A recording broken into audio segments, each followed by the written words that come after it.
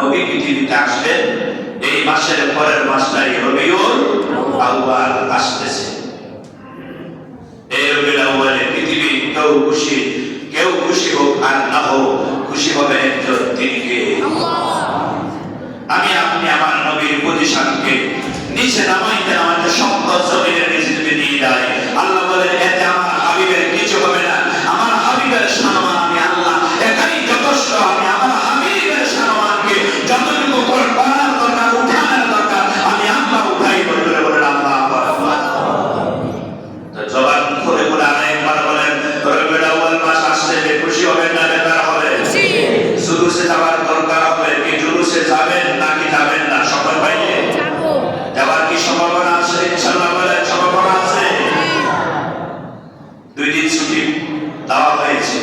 এই ছুটিকে কেন্দ্র করে তুমবাজার তৈরির চেষ্টা করে যদি একটা পক্ষ সারা দুনিয়ায় মুসলিম নন মুসলিম দেশেও আমার নবীর জুলুস হয়, জোরে বলেন সুবহানাল্লাহ। আমাদের অধ্যুষিত পৃথিবীর তৃতীয় মুসলিমদের এটার নাম হলো বাংলাদেশ। এই দেশে নবীর জুলুস বিরোধী শক্তি মহাশক্তি প্রয়োগ করছে।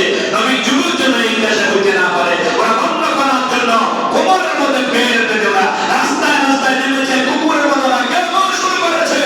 আমরা ওদের কেউ শুনবো? এই দেশে জুলুস চলছে, এই দেশে জুলুস চলবে অদ্যাবধি পর্যন্ত, যতদিন এই রাষ্ট্র এই বাংলাদেশ নামক মানচিত্রে, পৃথিবীর মানচিত্রে এই দেশে বাংলাদেশ থাকবে, ততদিন এই দেশে ঈদে মিলাদুন নবীর জুলুস চলবে কি চলবে না? আর আসতে বলে চলবে কি চলবে না?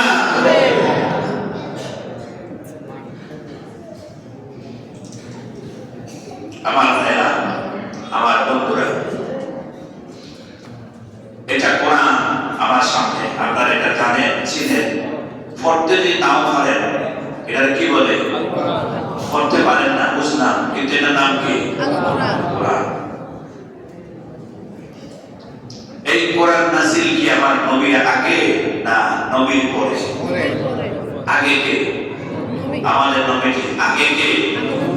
তো কোরআন তো আসছে আমার নবীর পৃথিবীতে আসার 40 বছর পরে। কত বছর পরে? তো এটা হলো থিওরিক্যাল কোরআন। কি কোরআন? থিওরিক্যাল কোরআন। আর আমার নবী হলেন প্র্যাকটিক্যাল কোরআন। কোরআন নাযিল করছে কে? আল্লাহ। কার উপরে?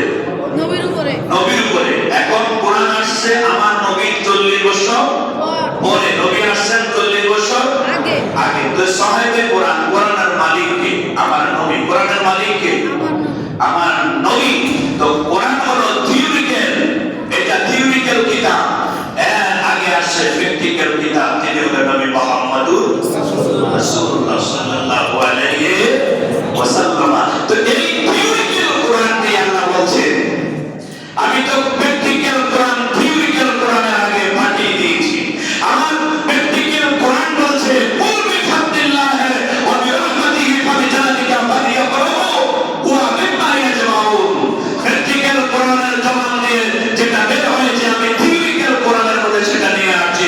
সেটা হলো সূরা ইউনূসের 58 নম্বর আয়াতে কারিমা। প্র্যাকটিক্যাল কোরআনকে আগে আমি শিক্ষা দিয়েছি। আর রহমান আল্লামাল কোরআন, জোরে বলেন সুবহানাল্লাহ। আল্লাহ কোরআন শিক্ষা দিয়েছেন আমার হাবিবকে।